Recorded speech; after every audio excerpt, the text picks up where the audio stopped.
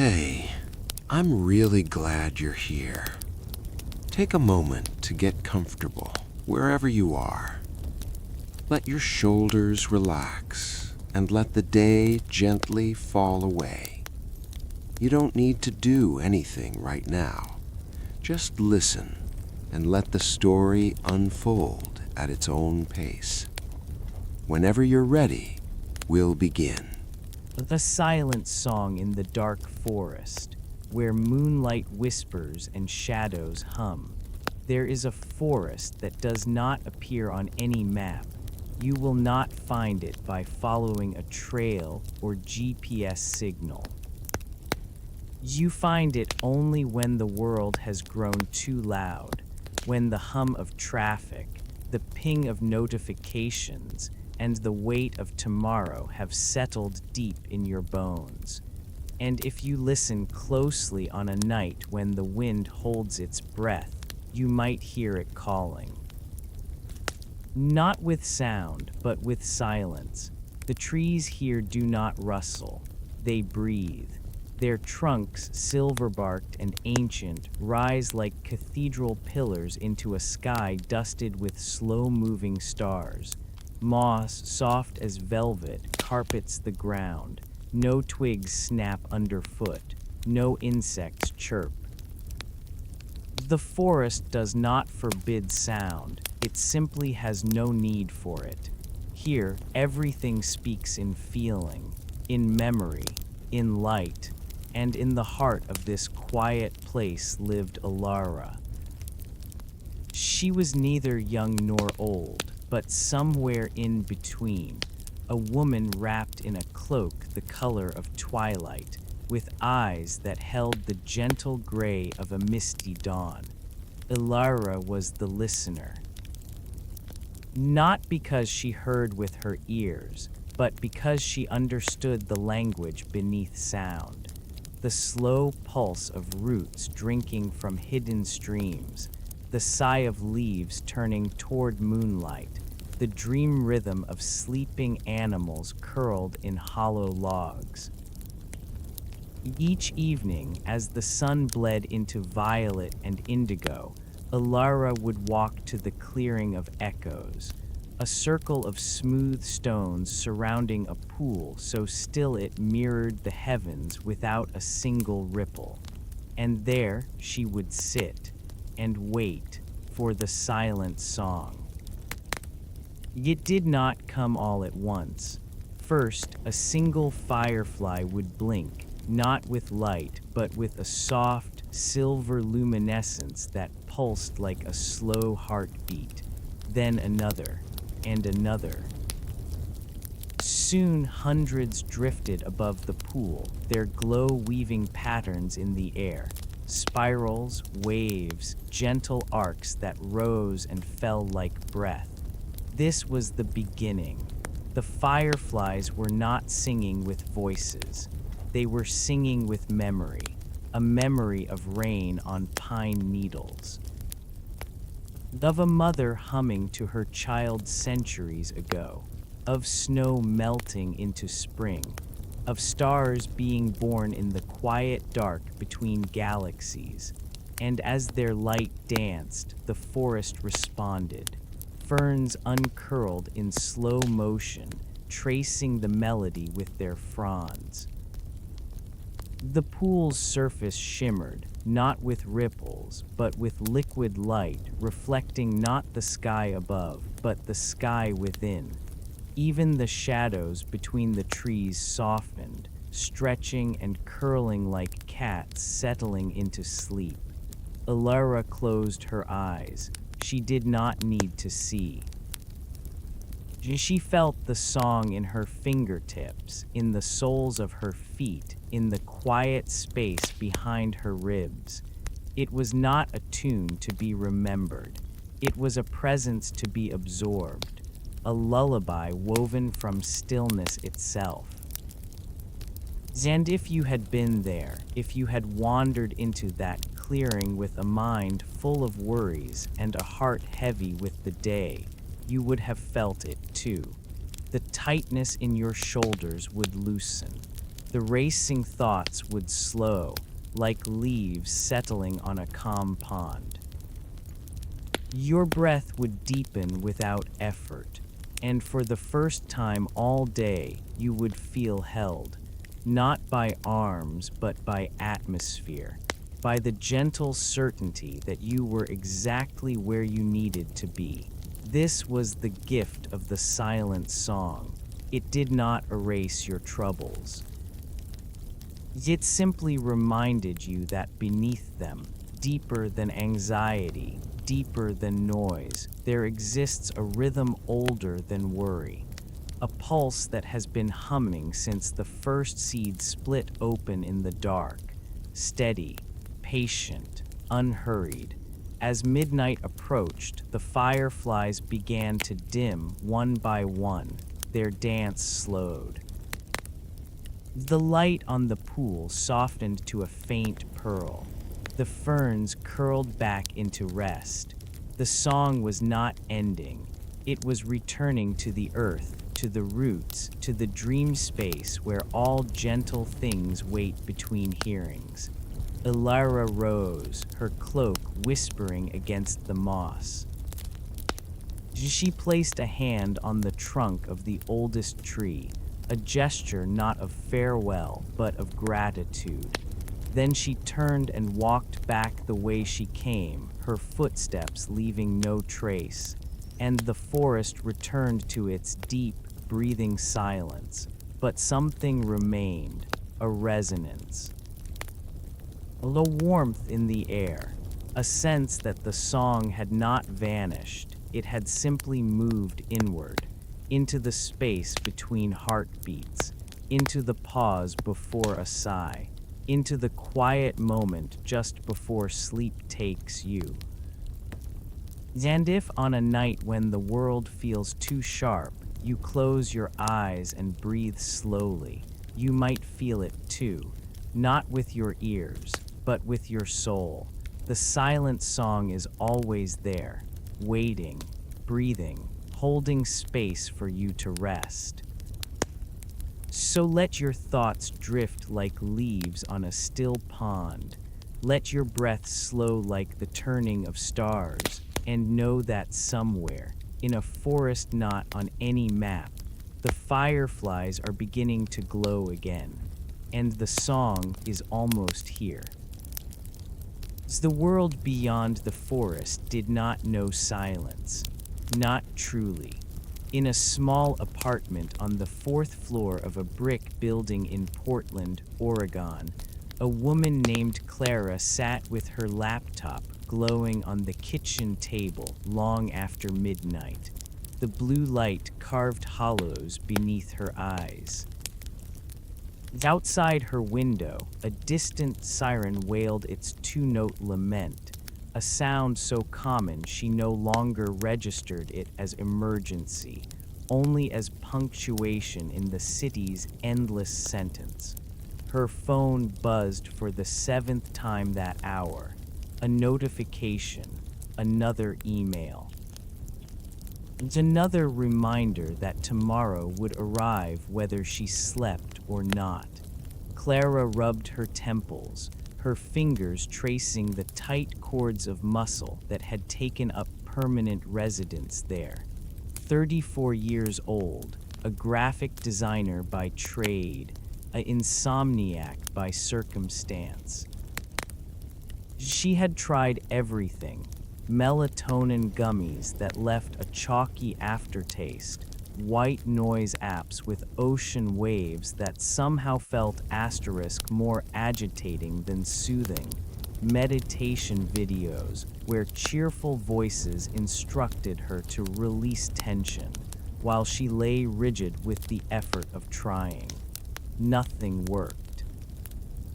Sleep had become a country she could see from the shore but never reach, a distant coastline shimmering in the heat haze of exhaustion.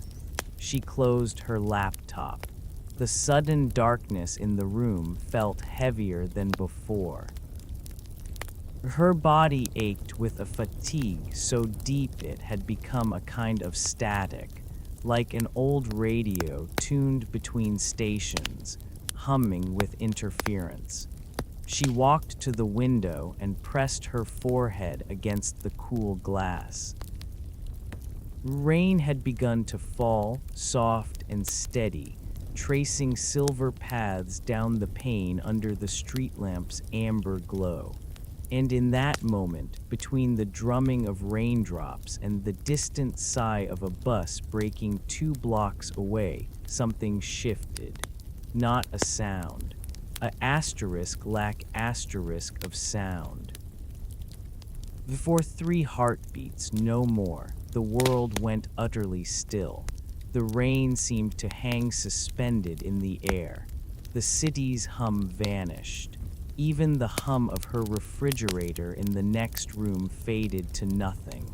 In that pocket of perfect quiet, Clara felt something unclench deep inside her chest.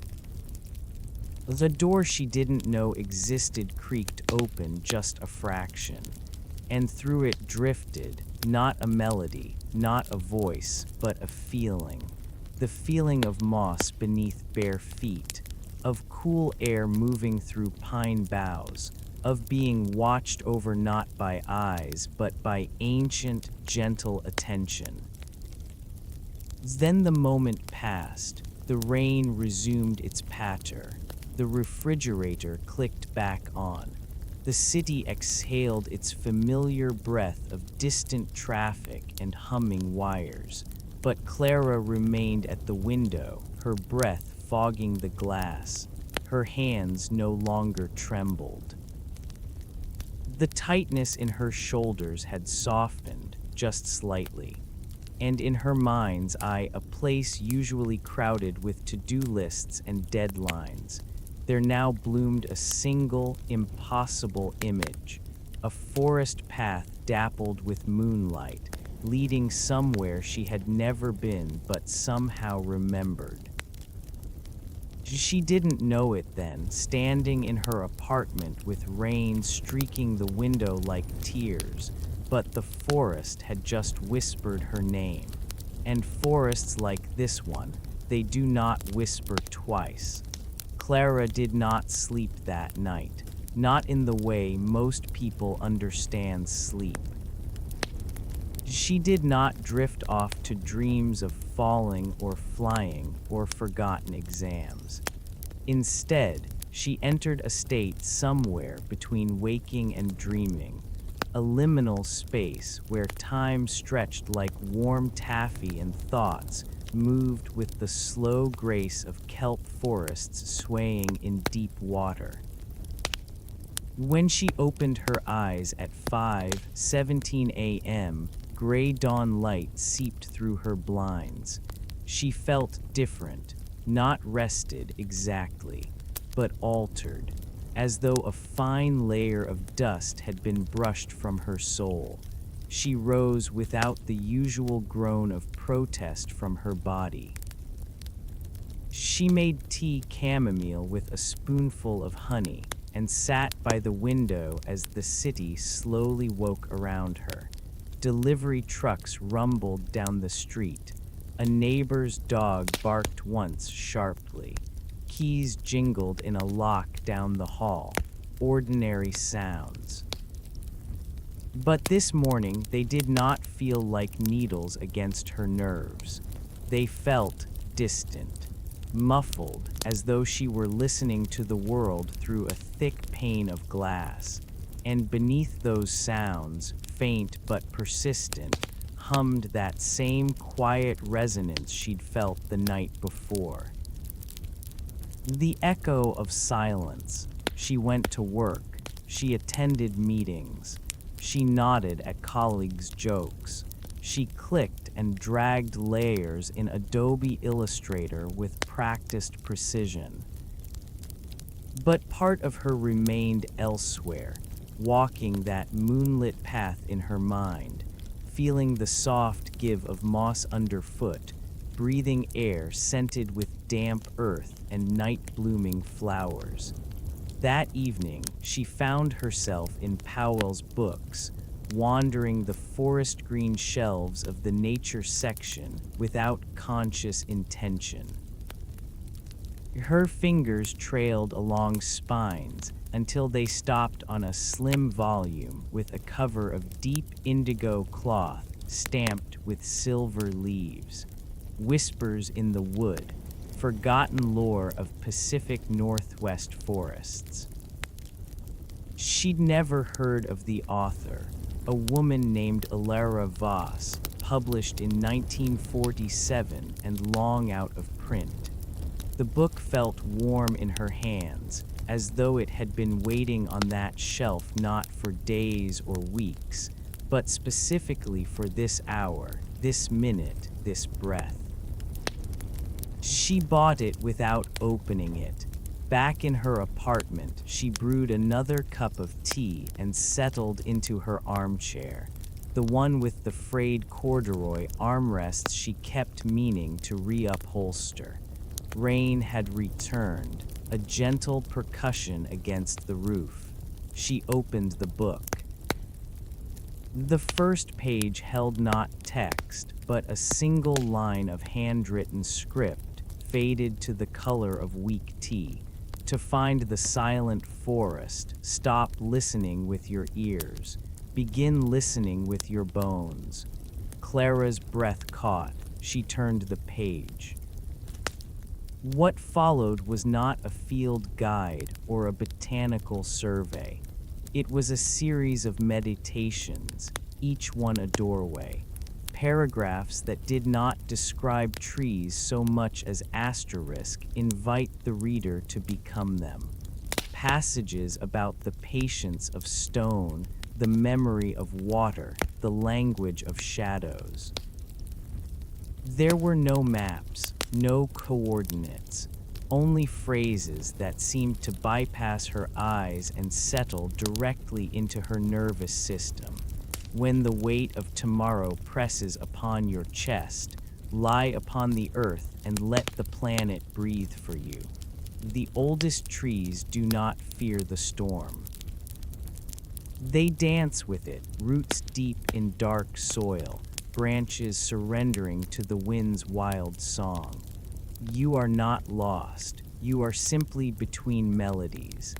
Clara read until her eyelids grew heavy, not with exhaustion, but with a gentle, honeyed drowsiness she hadn't felt since childhood.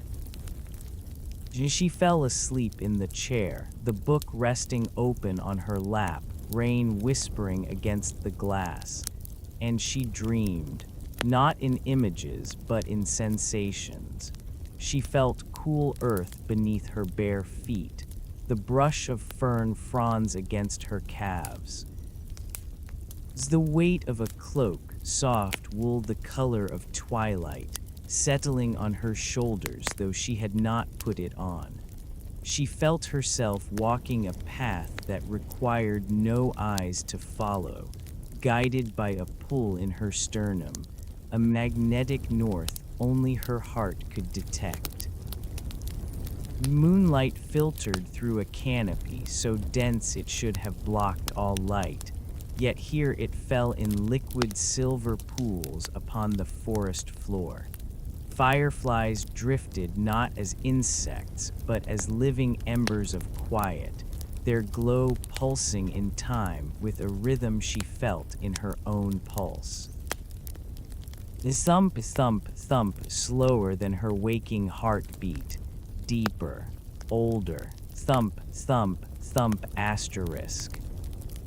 She walked until she reached a clearing where stones formed a perfect circle around a pool of water, so still it seemed not to be water at all, but a piece of the night sky that had fallen to earth and chosen to stay.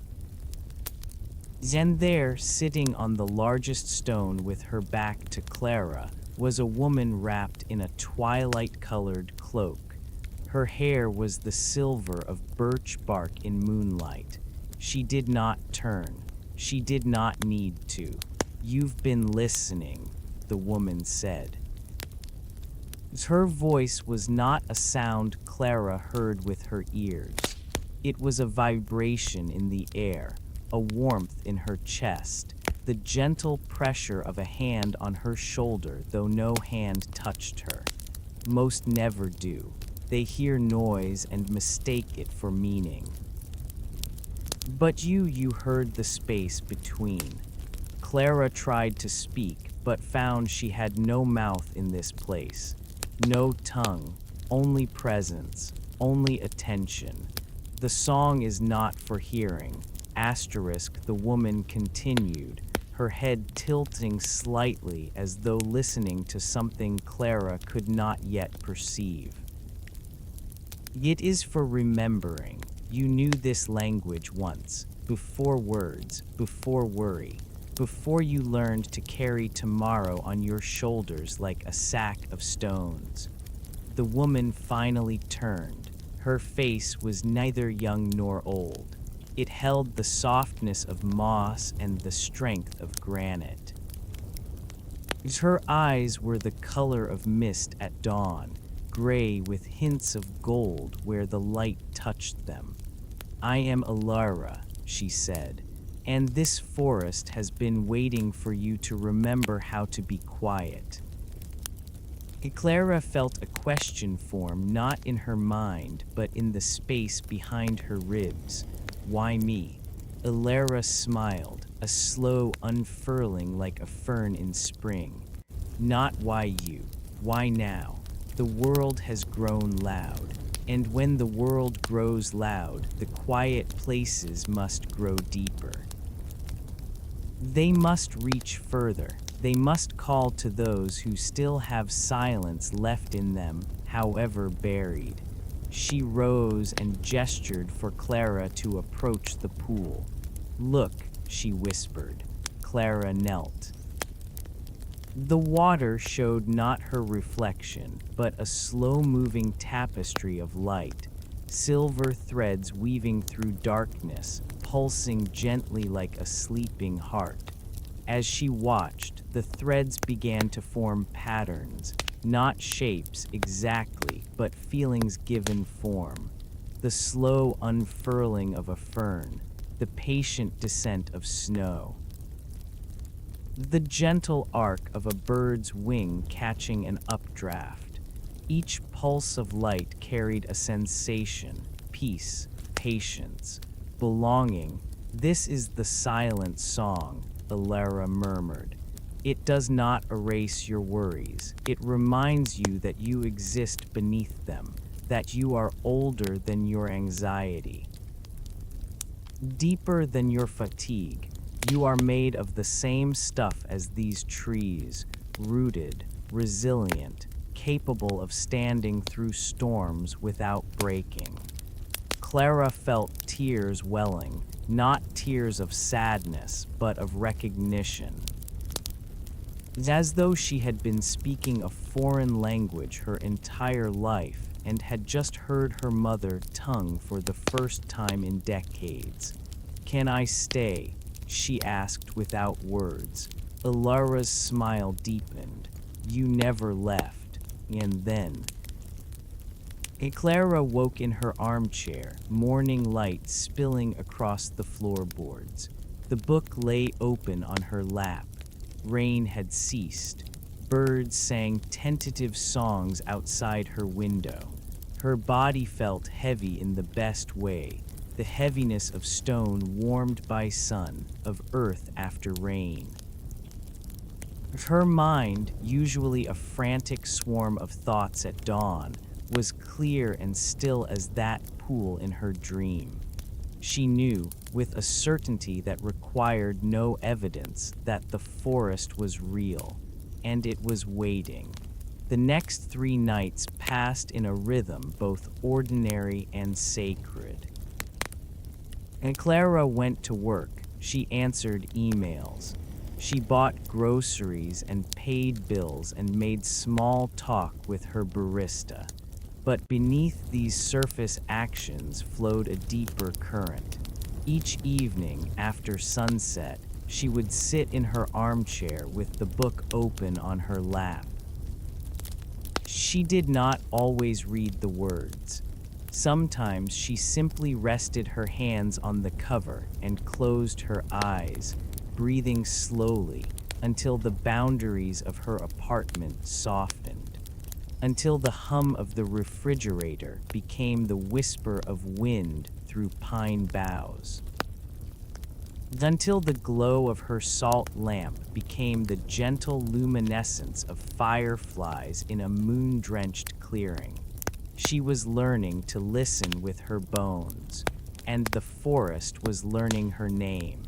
On the fourth night, something shifted. And Clara sat as usual, tea cooling on the side table, rain pattering softly against the roof. She closed her eyes and breathed deeply, slowly, the way Alara's words had taught her. In for 4 heartbeats, hold for 7, out for 8. With each exhale, she imagined releasing not just air, but weight. The weight of deadlines, the weight of unread messages, the weight of all the tomorrows she had been carrying on her shoulders like stones. In, hold, out, asterisk. On the 7th exhale, the room around her did not fade gradually. It dissolved instantly, as though a curtain had been drawn back to reveal what had been there all along. Cool air touched her skin. Damp earth scent filled her nostrils. The soft give of moss yielded beneath her bare feet. She stood at the edge of the silent forest, not in dream, not in imagination. Here, moonlight filtered through a canopy of ancient cedars and hemlocks, casting the forest floor in shifting patterns of silver and shadow. No wind stirred the branches, yet the leaves seemed to breathe. A slow, collective inhalation and exhalation that moved through the entire forest like a single organism sighing in its sleep. Fireflies drifted between trunks, their light not flashing but pulsing asterisk, a soft silver luminescence that rose and fell in time with that same deep rhythm Clara now felt in her own chest. Thump and thump and thump, she took a step forward, then another. As her body moved without conscious direction, guided by that pull in her sternum, the magnetic north of her own quiet center. Ferns brushed her calves, cool and damp. Roots rose gently from the earth like sleeping serpents, and she stepped over them without looking, her feet knowing the path before her eyes could see it. Time did not pass here as it did in the city. There was no minutes ticking away on a screen, no urgency. It's only the slow unfolding of moments, each one complete in itself. A drop of dew gathering on a spider web, the gradual unfurling of a mushroom cap in the dark soil. The patient turning of stars overhead, visible through occasional breaks in the canopy, not as distant suns, but as gentle companions keeping watch. She walked until she reached the clearing of echoes. The circle of stones stood exactly as she had dreamed them, smooth, dark, worn by centuries of moonlight and rain. The pool at its center held not water, but liquid night, a perfect mirror of the sky above, yet somehow deeper, as though gazing into it meant gazing not outward but inward. And there, sitting on the largest stone, was Alara. She did not turn as Clara approached. She simply waited, her hands resting in her lap, her twilight cloak blending with the shadows between the trees. Clara stopped at the edge of the clearing. Her breath came slow and even, Her heart beat in time with the forest's pulse. She felt no fear, no wonder. It was only a deep, resonant asterisk recognition asterisk, as though she had returned to a home she had left long ago but never truly forgotten. "You found your way," Alara said. Her voice was the rustle of leaves, the sigh of roots drinking deep, the gentle pressure of earth supporting weight. "Not with your feet, with your attention." Clara knelt at the pool's edge. The liquid night within did not ripple at her approach. Instead, it responded by brightening, silver threads of light rising from its depths like slow-motion bubbles, weaving patterns in the air above the surface. Spirals, waves. Gentle arcs that rose and fell like breath. "This is the song," Alara murmured, rising to stand beside her. "It has no notes, no lyrics. It is the sound of existence itself, the vibration that hums beneath all things. Most never hear it because they are listening for something else. For answers, for solutions, for noise to fill the quiet."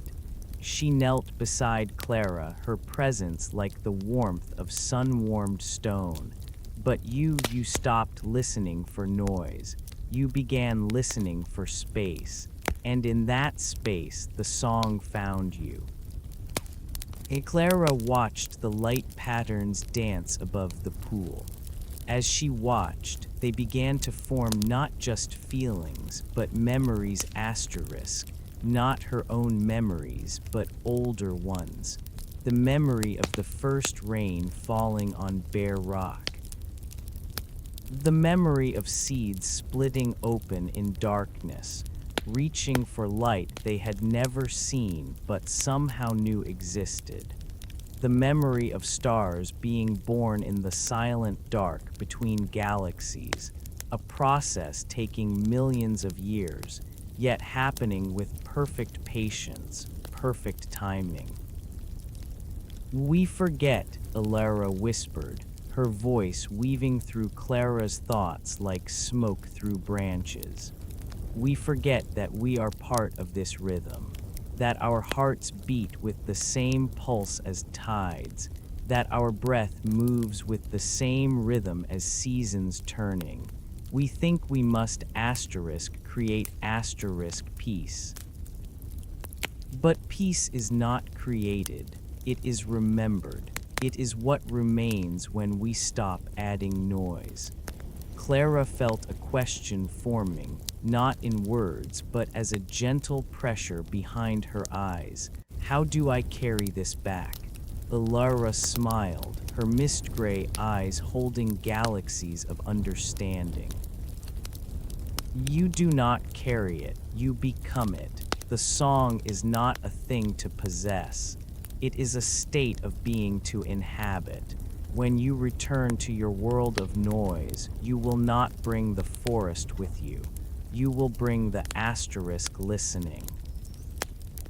And wherever you listen with your bones, the forest will be there."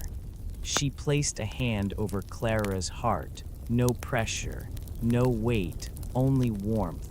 "Feel this rhythm.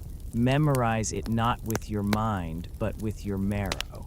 This is your true tempo. Not the frantic pulse of notifications and deadlines. This, slow, deep, unhurried. This is the rhythm you were born with, the rhythm you will return to when all noise has faded." Clara closed her eyes. Beneath Alara's hand, her heart slowed, not dangerously, but profoundly. Thump, thump, thump, each beat a wave receding on a shore. Each pause between beats a universe of possibility. She felt roots growing from her feet into the earth, not painfully, but naturally, as though she had always been part root, part woman. She felt branches reaching from her shoulders toward the moon, not straining but receiving. She was not becoming a tree. She was remembering she had always been part of the forest. When she opened her eyes, Alara was gone, but the song remained. It pulsed in the firefly's light. It hummed in the stones beneath her knees. It breathed in the space between her heartbeats. Clara lay down on the moss at the pool's edge, her cheek pressed against the cool, velvety surface. She did not sleep. She unwound asterisk. Layer by layer, the tensions of her life softened and dissolved, not erased, but absorbed by the forest's deep patience. The anxiety about tomorrow's presentation became just a thought, drifting away like a leaf on a slow river. The resentment toward her demanding client became just a feeling, acknowledged and released like breath into cold air. The loneliness that sometimes gripped her on Sunday evenings became just a sensation, held gently by the earth beneath her, until it lost its sharp edges and became simply part of the landscape. She lay there until the moon began its descent toward the western trees. Until the silver light of fireflies softened to pearl. Until the song's pulse slowed to the rhythm of deep earth dreaming. And when she finally rose, her body felt different, lighter, yet more substantial. Like a stone smoothed by centuries of water, worn down to its essential shape, strong in its simplicity. She turned from the clearing and walked back the way she had come, her feet knowing the path without guidance. At the forest's edge, she paused. Behind her, the silent forest breathed its ancient breath. Before her, the faintest hint of city glow tinged the horizon, not as intrusion, but as distant weather. She stepped across the threshold. Her eyes opened. She sat in her armchair. Morning light filled her apartment. Birds sang outside her window. Her tea had gone cold on the side table, but everything had changed. Because now, beneath the hum of the refrigerator, beneath the distant traffic, beneath even her own thoughts, she could hear it. The silent song, faint, steady, unbroken, thump, thump, thump, asterisk. And Clara did not become a different person overnight. She still worked as a graphic designer. She still lived in her fourth-floor apartment. She still paid bills and answered emails, and sometimes felt the old anxieties creep in at 3 a.m., but something fundamental had shifted. She began each morning not by reaching for her phone, but by sitting on the edge of her bed and breathing asterisk in for 4, hold for 7, out for 8 asterisk, until she felt that deep rhythm reestablish itself in her chest. Some days it came quickly, other days it took longer. But it always came, because she was no longer asterisk searching for it. She was asterisk remembering asterisk it. She walked to work through city parks, her hands brushing against oak trunks as she passed, feeling the slow pulse of life moving through bark and cambium. She sat on lunch breaks with her back against a maple tree, eyes closed, letting the sun warm her face while she listened, not with her ears but with her bones, to the quiet hum beneath the city's noise. Colleagues noticed a change in her, not dramatic, subtle. She seemed settled, present. When deadlines loomed, she no longer vibrated with frantic energy. She worked with steady focus, then set her laptop aside at 6 p.m. without guilt. "Tomorrow will come whether I worry about it or not," she told a curious coworker. "Might as well rest tonight." She returned to the forest each night, not always in the same way. Sometimes she arrived instantly, as on that fourth night. Other times she drifted there slowly, the boundaries between armchair and moss dissolving like sugar in warm tea. Ilara was not always present. Sometimes Clara walked alone beneath the moon-dappled canopy, following paths that appeared only when she stopped trying to see them. Sometimes she sat by the pool and watched the light patterns weave their silent stories. Sometimes she simply lay on her back in a patch of moss and watched stars wheel slowly overhead, feeling the earth breathe beneath her.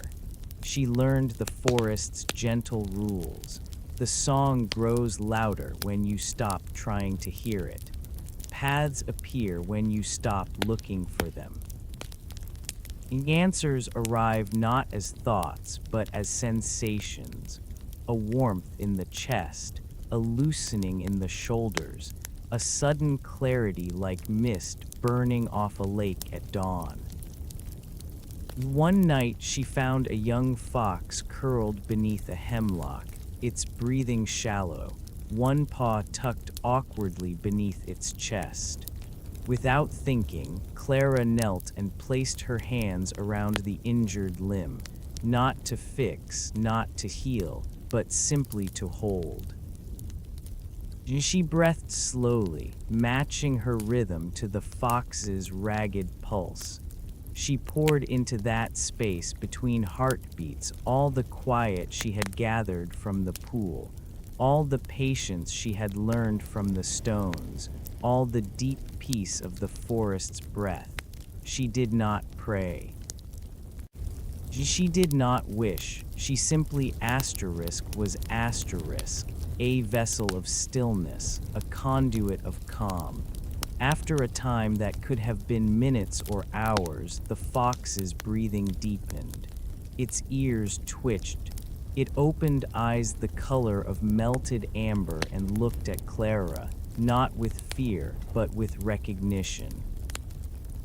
Then it rose, tested its paw once, twice, and trotted away into the shadows, its gait smooth and sure. Ilara emerged from behind a cedar tree, her smile holding the soft light of dawn. "You are learning," she said simply. "I didn't hear it," Clara thought. "No," Ilara agreed. "You reminded it how to heal itself. All living things know this language. Most just forget how to listen." Another night, Clara arrived to find the pool's surface troubled, ripples moving across its liquid darkness, though no wind stirred the clearing. The firefly's light pulsed erratically. Even the stones seemed to vibrate with a low dissonance. "What's wrong?" she asked without words. Ilara stood at the pool's edge, her face grave. The world beyond grows louder. The noise presses against the edges of quiet places. Even here, the song feels the strain. Clara knelt and placed her palms flat on the moss beside the pool. She closed her eyes and breathed deeply, slowly, matching the rhythm she now carried in her bones. She did not try to fix the disturbance. She simply offered her own stillness to the water, her own quiet to the air, her own deep, steady pulse to the trembling stones, and slowly the ripples stilled. The firefly's light settled into its gentle pulse. The stones grew warm beneath her palms. Ilara watched her, her mist-gray eyes shining with something like pride. "You see." She murmured, "The song does not need defending. It only needs witnesses, those who remember its rhythm and carry it back into the noise. One quiet heart can steady 1,000 troubled ones. One moment of true stillness can ripple outward farther than you can imagine." And Clara understood then why she had been called, not to escape the world, but to carry this quiet back into it, to be a living vessel of the silent song, to walk through crowded streets and fluorescent-lit offices and midnight anxieties humming with a rhythm older than worry. To be in her own small way a clearing in the noise, a pool of stillness in a rushing world. Weeks passed, then months. Clara never told anyone about the forest. How could she? Words would only flatten its depth, reduce its mystery to anecdote, but she lived its lessons. She started a small garden on her apartment balcony, basil and mint and lavender in clay pots. She learned to cook without recipes, moving through her kitchen with the same unhurried rhythm she felt in the forest. She began ending her workdays by writing one sentence in a small notebook. "Today, I remembered to breathe." Some days the sentence was all she wrote. Other days she added more. "Today, I watched a spider rebuild its web after rain and felt no urge to sweep it away." Or today I sat on a park bench and let my thoughts drift like clouds until only sky remained. She still visited the forest each night, but the visits changed. Sometimes she arrived to find Ilara waiting. Other times the clearing was empty, and she sat alone by the pool, her own stillness becoming part of the song. Once she arrived to find the clearing filled with others, not people exactly, but presences. A woman with hands stained with soil, a man whose eyes held the patience of mountains, a child who moved with the unself-conscious grace of a fawn. They did not speak. They simply sat together in the circle of stones, their combined stillness deepening the song until the firefly's light became a river of silver flowing between the trees. Clara understood then that she was not alone in this calling. That quiet hearts existed everywhere, tending their own small clearings in the noise, each one a node in a vast, silent network of peace. One evening, Clara could not have said whether it was her 20th visit or her 50th. She arrived to find Ilara standing at the forest's edge, her twilight cloak blending with the shadows between worlds. "It is time," Ilara said, not with sadness, with completion. "Time for what?" Clara asked, though she already knew. "For you to walk without me." Ilara's smile held the soft light of 1,000 dawns. "The forest does not belong to me. It belongs to all who remember how to be quiet. I have been its keeper. Now you will be its witness." "I'm not ready," Clara thought, the old fear rising like a reflex. Ilara stepped forward and placed both hands on Clara's shoulders. Her touch was not weighty, but grounding, like roots finding bedrock. "You have been ready since the first night you heard the silence between raindrops. You simply did not know it yet." She gestured toward the path leading deeper into the forest, a path Clara had never noticed before, winding between two ancient cedars whose trunks curved toward each other like lovers bowing their heads together. Walk this path. Do not look back. Do not wonder if you are going the right way. The path knows your feet know the path. Clara hesitated only a moment, then she stepped forward. The path did not lead Asterisk away from the forest.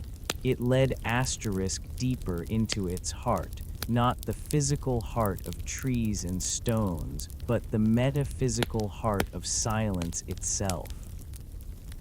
With each step, the moonlight brightened, not with harsh glare, but with gentle luminescence. The air grew softer, richer, carrying the scent of night-blooming jasmine and wet stone. The song's pulse deepened, slowing until each heartbeat felt like a season turning, each exhale like a century of peace settling over the land. She walked until she reached a second clearing, smaller than the first, more intimate. At its center stood not a pool, but a single tree unlike any she had ever seen. Its bark was the silver of moonlight on snow. Its leaves were not green, but a deep, luminous indigo that seemed to drink the darkness and transform it into gentle radiance.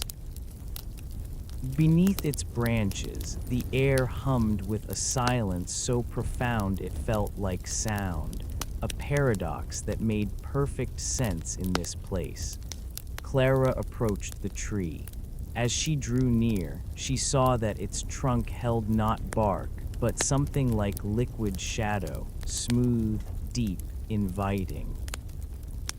Without conscious thought, she placed her palm against it, and the forest spoke not in words, not in images, but in pure understanding, a transmission that bypassed mind and settled directly into soul. You have always been here. You have always been quiet. You have always been home. And tears flowed down Clara's cheeks, not tears of sadness or even joy, but of homecoming, of recognition. She had spent her life searching for peace as though it were a destination to reach. But peace was not a place. It was a frequency, a rhythm. A song humming beneath all things, waiting only for a listener to tune in. She stood with her palm against the tree until her bones vibrated with that frequency, until her breath moved with that rhythm, until her very cells resonated with that song. When she finally turned to leave, she did not look back. She did not need to. The tree, the clearing, the path, they were no longer asterisk places she visited. They were states of being she now carried within her. She stepped across the threshold into her apartment. Morning light filled the room. Birds sang outside her window. Her tea had gone cold on the side table. And for the first time in her life, Clara knew, without doubt, without hope, without faith, but with the simple certainty of breath, that she would never be truly alone again. Because the silent song now lived in her bones, and silence, she understood at last, is not the absence of sound. It is the presence of everything. There's nothing else you need to listen for now. Just let your breathing stay slow and easy. If you're still awake, that's okay. And if you're drifting off, let yourself go gently. I'll be right here next time. Rest well, and good night.